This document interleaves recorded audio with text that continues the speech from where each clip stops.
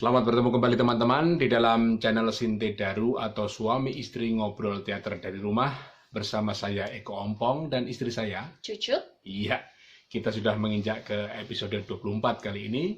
Seperti biasa, obrolan ini bersifat tanya jawab antara istri saya dan saya. Dan semoga program ini bisa hadir terus selama program bekerja dan belajar dari rumah. Terus harap ngomong apa lagi? Enaknya apa, Mas? Nah, manut. Nganu, apa tentang latihan teater. Oh, latihan ya. Ya. Iya. Oke. Mas Eko ngadakan latihan teater untuk umum itu kapan? Latihan teater untuk umum kalau yang di studio teater BM4TK Seni Budaya itu saya mulai buka sejak tahun 2004. Tetapi waktu itu belum intens ya.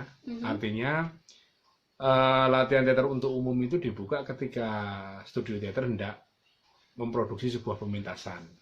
Jadi kalau tidak ada pementasan kita nggak latihan. Itu jadi pertamanya begitu. Jadi kita mau produksi karena personel di studio teater itu kurang, maka kita buka latihan teater juga untuk umum, kira-kira begitu. Oke. Berarti orientasi latihan itu kemudian untuk pementasan ya? Pada mulanya iya. Itu berjalan beberapa tahun ya. 2004 itu kita hanya membuka latihan kecil. Terus kemudian pada saat 2004 itu kita mau produksi, kita banyak mengundang teman-teman pemusik untuk ikut latihan. Jadi belum latihan teaternya gitu. Jadi kita mau produksi, kita ngundang pemusik untuk ikut latihan. Nah, 2005 baru kita ngundang pemainnya juga gitu. Pemain, pemusik semuanya, dan memang latihan ini dipersiapkan untuk pentas. Itu kira-kira sampai tahun 2007. Dan orientasinya pada saat itu masih teater dramatik gitu. Jadi ya pakai naskah, pokoknya orientasinya masih aktor gitulah, teater gitulah, pokoknya istilahnya teater gitu. Gitu, tapi berkembang kemudian pada keinginan atau kebutuhan untuk terus berlatih itu kemudian latihan tidak harus berakhir dengan pementasan, kira-kira begitu. Jadi prosesnya agak lama ya, 2004, 2005, 6, 7, 8, 9, baru sejak 2008 itulah sampai sekarang ini latihan di studio teater nggak harus pentas. Meskipun kita menggelar pementasan, tapi tidak harus latihan itu bertujuan akhir pentas, kira-kira begitu. Gitu, oke. Terus apa aja yang dipelajari dalam latihan itu? Yang pertama ya persis seperti yang saya dapatkan waktu sekolah dulu teater itu. Jadi pertama memang banyak elemen dramatik yang diajarkan di situ, seperti bedah naskah, terus kemudian kita menganalisis adegan bareng-bareng, lalu kemudian kita mengkonstruksi sebuah jalannya cerita itu bareng-bareng, bagaimana baiknya dan sebagainya. Hal-hal yang bersifat teater dramatik itu hampir semua coba kita pelajari bareng-bareng gitu. Jadi termasuk misalnya actingnya kurang begini, cara ucapnya kurang begini, pokoknya teater banget gitulah. Gitu. Terus kemudian berjalan dengan seperti yang saya sampaikan kemarin bahwa banyak teman-teman yang non-aktor juga terlibat, dan malah lebih besar jumlahnya daripada yang berkehendak sebagai aktor. Karena tahun 2004-2005 itu hampir semuanya itu saya ambil dari teman-teman yang memang punya latar belakang teater. Misalnya teman-teman lulusan SMKI Yogyakarta, teman-teman lulusan ISI, dan teman-teman yang masih aktif sebagai mahasiswa ISI Yogyakarta. Bahkan pemusiknya pun dari teman-teman lulusan etnomusikologi ISI Yogyakarta. Jadi bener-bener kayak kelompok teater profesional gitu loh, yang memang orientasinya untuk teater gitu. Nah, berjalan ke depan kan itu nggak bisa bertahan lama, karena pikiran saya kemudian sedikit terbuka dan berubah. Kalau orientasi ke profesional seperti yang saya bilang tadi, itu kan waktunya lama, terus butuh latihan yang intens, nggak boleh datang pergi. Terus kemudian kalau pentas ya butuh unsur-unsur artistik yang tidak sederhana, intinya agak berbiaya mahal gitulah. Terus kemudian selepas tahun 2007 itu titik akhirnya ya. Jadi produksi yang model teater dramatik itu sudah mulai akan bergeser. Nah, 2008 sudah mulai sedikit lebih terbuka dan banyak anggota atau peserta di studio teater itu dari teman-teman mahasiswa non seni gitu, sehingga latihannya juga harus berubah. Demikian juga orientasi latihannya juga tidak harus melulu pentas, meskipun tetap dipentaskan gitu loh. Gitu. Kira-kira. Nah, pada saat itu ketika dengan teman-teman dari umum ini tidak kemudian yang teatrikal tadi yang kita pelajari bareng-bareng, tapi hal-hal yang menarik, hal-hal yang bisa kita ulik dari teater itu, yang bisa dilakukan atau berlaku untuk semua saja gitu. Karena di prinsip saya, misalnya latihan orang 20, bisa nggak bisa mereka main teater harus pernah pentas gitu loh.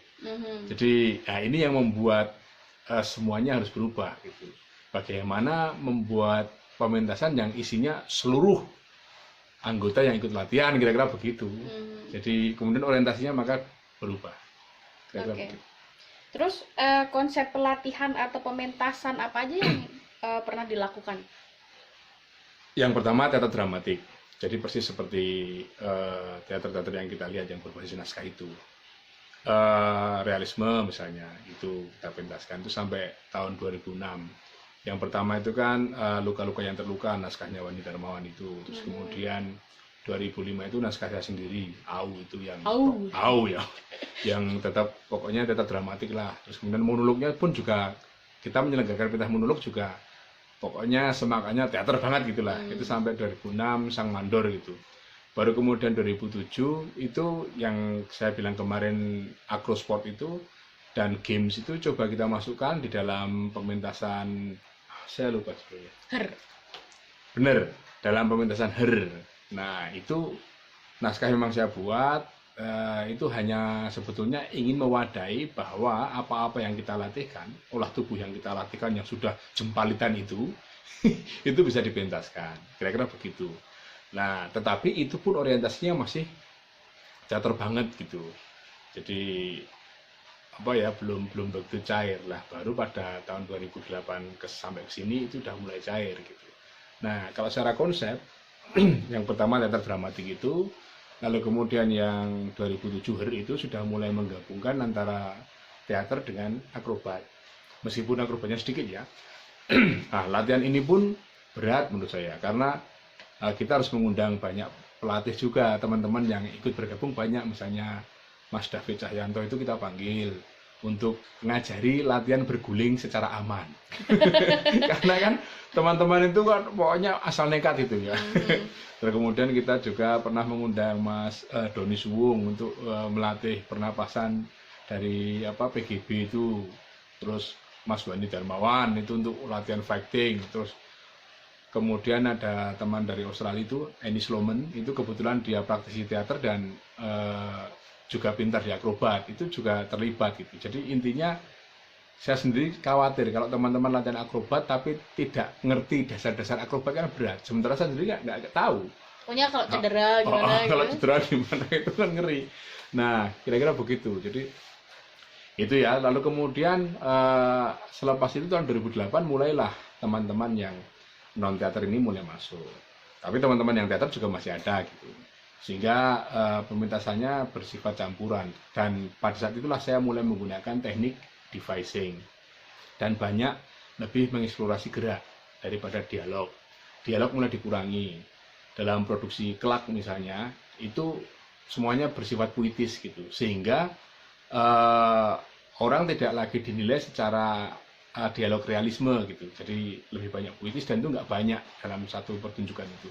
Lebih banyak gerak dan akrobat tadi. Kemudian pada produksi Kriuk, dialog hampir sama sekali nggak ada, karena hanya bersifat puisi, dan puisi itu pun menjadi bagian dari musik. Di mana puisinya direcord, terus kemudian musiknya live. Nah, puisi dan musik itu menjadi satu, jadi ilustrasi musik. Dan kita mementaskan Kriuk itu selama 1 jam tanpa dialog. Jadi pure gerak sama akrobat itu. Dan pada saat itu semua yang pernah berlatih itu diajak gabung untuk bermain. Gitu. Pernah yang konsepnya begini ya. Dan latihannya pun tetap devising, itu menjadi sangat penting. Kamu punya gerak apa, saya punya gerak apa. Nanti saya memberi stimulus, lalu mereka saling membangun gerak, yang bagus kita pakai, yang kurang bagus kita simpan dulu, nanti kalau ada kesempatan bisa kita bangun lagi, kira-kira begitu. Nah, itu terus sampai 2009 seperti itu. Nah, kemudian pada 2010 itulah lahir Teater by Request, di mana teater games, acting games, improvisasi itu menjadi konsep pokok gitu untuk membuat pementasan. Tetapi sekali lagi sejak tahun itu 2009 ke sini itu kita latihan hampir rutin seminggu sekali dan belum tahu mau pentas kapan dan yang dipentaskan apa nggak tahu gitu, kira-kira begitu. Jadi pentas itu kemudian setelah pasca kriuk itu, pentas itu kemudian ya hanya ngobrolan sambil lalu gitu aja. Misalnya selepas latihan, yuk kapan pentas yuk? Ya kapan? Gitu, kira-kira begitu. Misalnya bulan depan gimana? Oh, jangan bulan depan, 2 bulan lagi, misalnya begitu. Nah, itu kita bicarakan bareng-bareng. Jadi pentas itu bukan tujuan akhir dari sebuah latihan kemudian. Karena kita latihan hampir seminggu sekali dan ada nggak ada pentas kita latihan. Yeah. Bahkan pentas itu hanya karena jenuh latihan. Yuk pentas aja yuk, gitu kira-kira begitu. Tetapi intinya memang saya kepingin karena saya pernah mendengar cerita teman-teman itu kalau kelompok-kelompok teater di sekolah, di SMA, di kampus itu sering merotoli, anggotanya sering hilang karena sering berkurang karena mereka bertahan pada teater dramatik, di mana kalau pentas itu hanya orang-orang tertentu, kan jumlah teater dramatik nggak bisa banyak, tergantung naskahnya. Nah, saya sejak awal nggak pengen begitu. Sejak tahu bahwa yang latihan mulai banyak orang gitu, itu terutama di tahun 2007 itu titiknya, nah saya mulai berpikir kalau begini semuanya harus pernah pentas. Kalau kita pentas semuanya harus ikut bermain, bisa nggak bisa harus ikut bermain. Nah, itu bisa kita kerjakan, maka kemudian hampir nggak menggunakan naskah yang sudah ada. Kalaupun ada, saya buat sendiri gitu. Nah, alhamdulillah dengan Teater by Request saya nggak perlu naskah, semua bisa pentas. Nah, baru kemudian setelah semua pernah merasakan pentas, barulah mereka memilih bidangnya masing-masing. Misalnya Yudi Beca itu kemudian saya nggak mau pentas mas, saya milih jadi artistik aja, nggak apa-apa. Tetapi itu setelah dia pernah berpentas gitu, maksudnya begitu. Yeah. Semua yang pernah latihan di studio teater saya harapkan bisa pentas, kecuali yang benar-benar tidak mau itu nggak saya paksa, kira-kira begitu. Oke. Gitu, kira-kira. Terus kalau boleh tahu rencana ke depan mau gimana? Nah, sebetulnya selama Teater by Request berjalan itu kan aktif, sangat aktif 2010, 2011, 2012. Pokoknya kita pentas kemana-mana. Terus kemudian 2013 kita coba break. Saya mencoba memproduksi lagi bersama teman-teman itu teater gerak. Benar-benar teater gerak gitu. Juga nggak pakai naskah.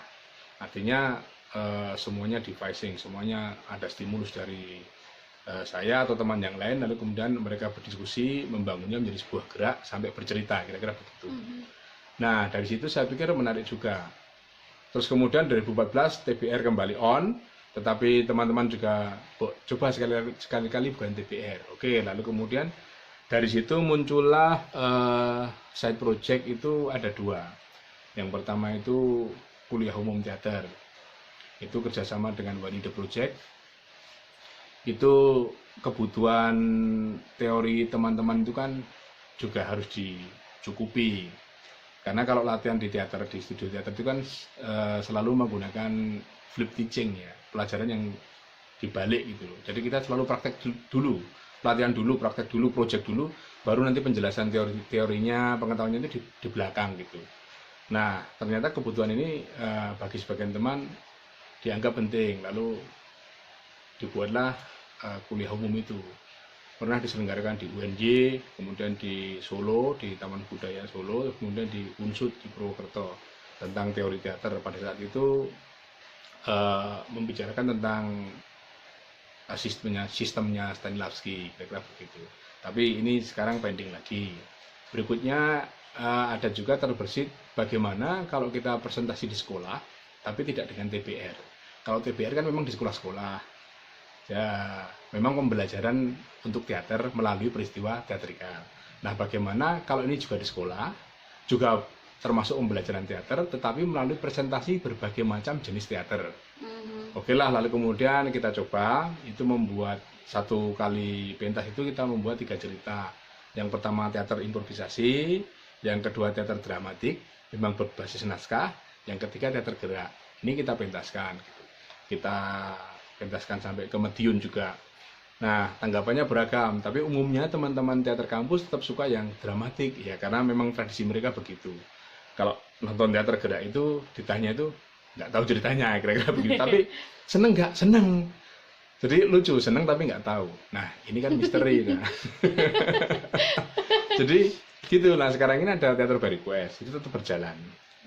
Teater Barikues itu kan berjalannya lebih mudah daripada teater dramatik karena biayanya juga lebih murah. Terus kemudian tempatnya itu bisa di dalam kelas saja, jadi nggak perlu apa-apa. Pentasnya bisa pagi hari, sore hari, siang hari, kita nggak perlu lampu panggung. Kalau yang waktu teater dramatik itu pentas kita terbatas, kita mesti ke taman budaya lah atau ke gedung-gedung di perguruan tinggi yang punya lampu. Kalau teater Barikues nggak perlu gitu, jadi lebih sederhana. Terus kemudian di teater Barikues juga pemain tidak perlu menggunakan kostum seperti teater, itu nggak perlu. Pokoknya semuanya sama aja, nggak apa-apa misalnya cuma kaos berwarna gitu, celana hitam, itu cukup. Jadi dan nggak perlu setting karena semuanya berbasis imajinasi dan improvisasi, kira-kira begitu. Jadi sekolah lebih mudah. Maka waktu teater Barikues kita gelar, ya banyak sekolah yang bisa menerima. Meskipun sekolah itu kalau kita telepon, wah yang harus kita perlukan apa? Kita nggak punya lampu panggung, macam-macam. Saya bilang enggak, ini cuma ya, di kelas saja, kursi mejanya dikosongkan, nggak masalah.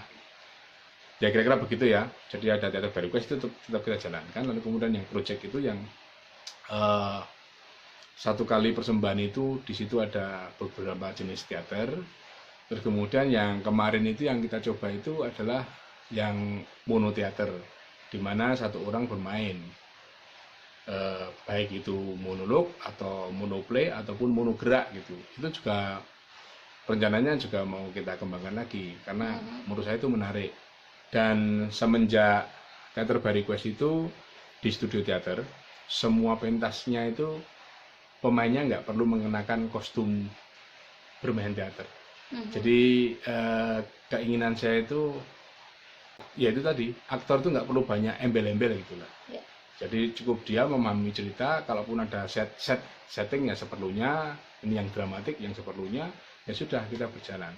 Meskipun umumnya penonton itu bertanya kok nggak ada kostumnya, ya karena di pelajaran drama itu kan kostum harus ada, setting harus ada gitu. Tetapi itu coba kita jalankan sekaligus memberikan edukasi bahwa teater itu nggak perlu mahal-mahal, itu bisa digelar gitu. Kan yang penting apa yang kita dapatkan dari sebuah pementasan itu, kira-kira begitu. Oke teman-teman, itu tadi obrolan istri saya dan saya tentang latihan dan pementasan teater. Semoga kita bisa bertemu di episode berikutnya. Tetap semangat, tetap berpikir positif, tetap berkarya, dan selalu terus berdoa. Terima kasih.